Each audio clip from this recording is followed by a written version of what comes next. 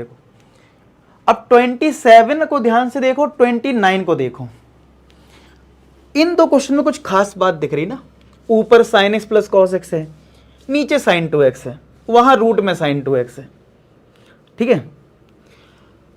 अरे यहां पे भी देखो 0 से समथिंग नहीं है, तो यहां पे भी विदाउट प्रॉपर्टी करना है, और ये वाला क्वेश्चन भी π/4 है, तो ये भी विदाउट प्रॉपर्टी करना है। मैंने बोला ना π/2 होगा तब तो वो कन्वर्ट होगा 90 माइनस थीटा में, तब तो चांस है डिनोमिनेटर सेम आ सकता है। π/4 में तो a माइनस बी का फॉर्मूला लग जाएगा और बड़ा हो जाएगा।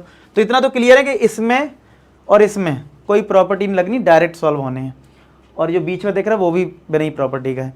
लेकिन आप खुद सोचो, क्या ये दो क्वेश्चन सेम से हैं?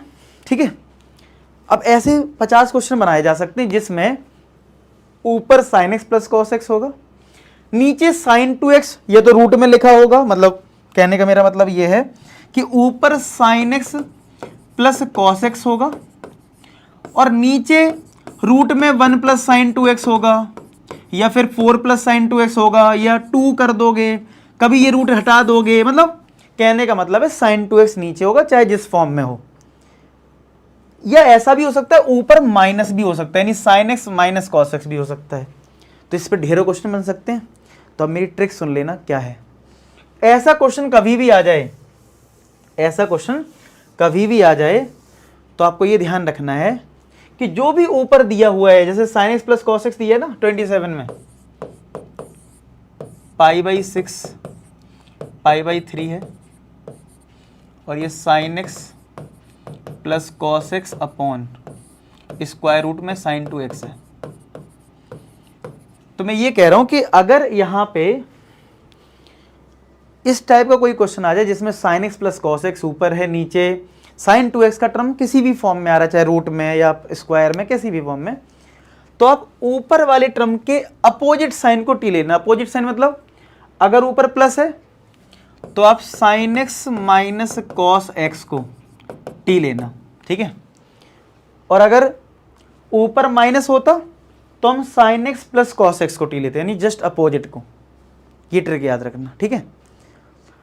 अब चलो, जब टी लेते तो डिफरेंशिएट करते हैं। चलो डिफरेंशिएट करते हैं।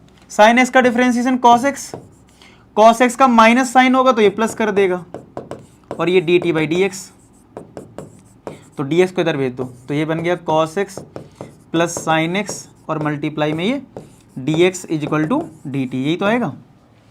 तो ये ऊपर वाला जो पार्ट है वो तो डी टी से रिप्लेस हो गया। अब नीचे प्रॉब्लम आएगी, नीचे कैसे रिप्लेस करें। तो नीचे रिप्लेस करने के लिए क्या करना होता है, मैं कर देता हूं पहले।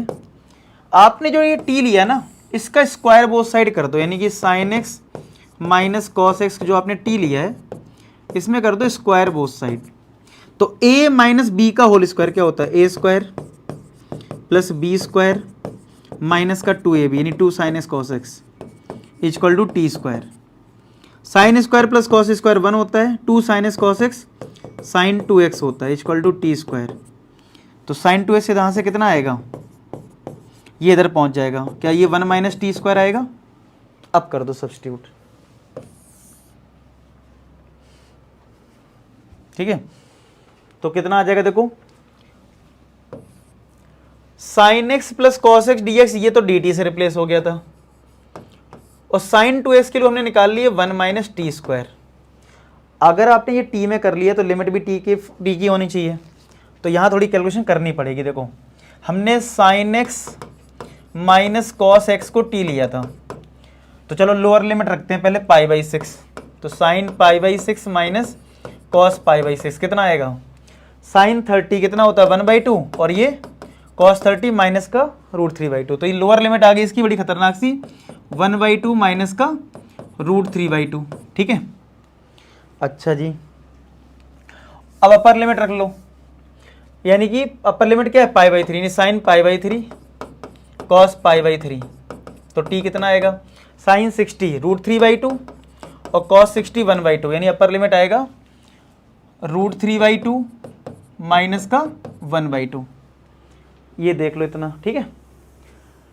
अब अगर आपने डायरेक्ट सॉल्व कर दिया इसको, मतलब आपने इंटीग्रेट कर लिया इसको तुरंत ही, और ये लिमिट रखी, तो थोड़ी कैलकुलेशन ज़्यादा हो जाएगी, खतरनाक टाइप की।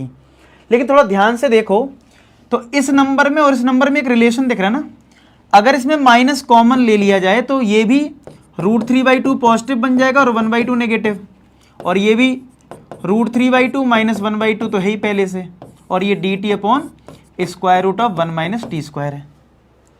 अब ये कुछ जानी पहचानी प्रॉपर्टी लग रही है क्या? देखो अभी कोई प्रॉपर्टी नहीं लगी शुरुआत में, क्या अब लग रही है कोई प्रॉपर्टी? मैं याद दिलाता हूं, -a से a वाली प्रॉपर्टी याद है कुछ? तो इसमें क्या होती था प्रॉपर्टी, एक आंसर 0 होता था और एक आंसर ट्वाइस हो जाता था और लिमिट 0 से a बन जाती थी, यानी माइनस वाला हट जाता था। याद आया कुछ? लेकिन ये तब होता था जब हमारा इवन फंक्शन हो, f(x) कैसा हो, इवन फंक्शन, और 0 कब होता था, जब f(x) एक ऑड फंक्शन हो। तो देखो ऊपर कुछ नहीं तो 1 है ना, तो फंक्शन हमारा 1/√1 माइनस टी स्क्वायर है। तो अगर आप डायरेक्ट देखो इंटीग्रेशन तो इसका आसान है, 1/√1 माइनस टी स्क्वायर किसका इंटीग्रेशन है, साइन इनवर्स का है ये, तो इंटीग्रेशन तो आसान है। अगर आपने इंटीग्रेशन मतलब कर लिया और फिर ये अपर लिमिट फिर लोअर लिमिट रखा तो कैलकुलेशन ज़्यादा हो रहेगी। क्यों ना हम इस वाली प्रॉपर्टी का यूज कर लें, चेक कर लें कि हमारा जो फंक्शन है टी के फॉर्म में फंक्शन है कितना, 1/√1 माइनस टी स्क्वायर। क्यों ना हम पहले चेक कर लें कि ये फंक्शन इवन है या फिर ऑड है। अगर इवन हुआ तो 0 से a हो जाएगा, ऑड हुआ तो 0 हो जाएगा। ठीक है, देख लेते हैं। तो कैसे इवन ऑड देखते थे, याद है?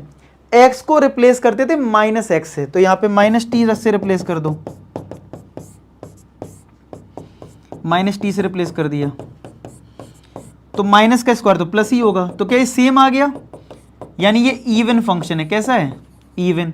और अगर ये इवन फंक्शन है तो इसका मतलब ये लिमिट 0 हो जाएगी, ट्वाइस हो जाएगा 0 से √3/2 माइनस का 1/2 और 1/√1 माइनस टी स्क्वायर dt। अब इसका इंटीग्रेशन क्या होता है, साइन इनवर्स t होता है, अपर लिमिट और लोअर लिमिट ट्वाइस, तो ट्वाइस ऑफ, पहले अपर लिमिट रख दो, तो sine inverse √3/2 minus 1/2 minus lower limit रख दो, यानी साइन इनवर्स 0। साइन इनवर्स 0 होता है तो आंसर आ जाएगा ट्वाइस ऑफ साइन इनवर्स, और यहाँ पे अगर 2 एलसीएम ले लिया जाए तो √3 माइनस 1। ठीक है, तो चेक कर लेते हैं, तो twice of sine inverse √3 minus 1/2, यही आ रहा है आंसर। तो समझ में आया? तो प्रॉपर्टी कभी कभी बीच में लग जाती है। ठीक है, नोट कर लो इसको। तो इस जैसा तो हम सेम ये वाला करेंगे अभी, लेकिन उससे पहले तो हमें 28 दिख रहा है, और रूट वाला क्वेश्चन मिसलेनियस एक्सरसाइज में सेकंड क्वेश्चन था, रैशनलाइज करते हैं, वैसे ही करेंगे इसको। तो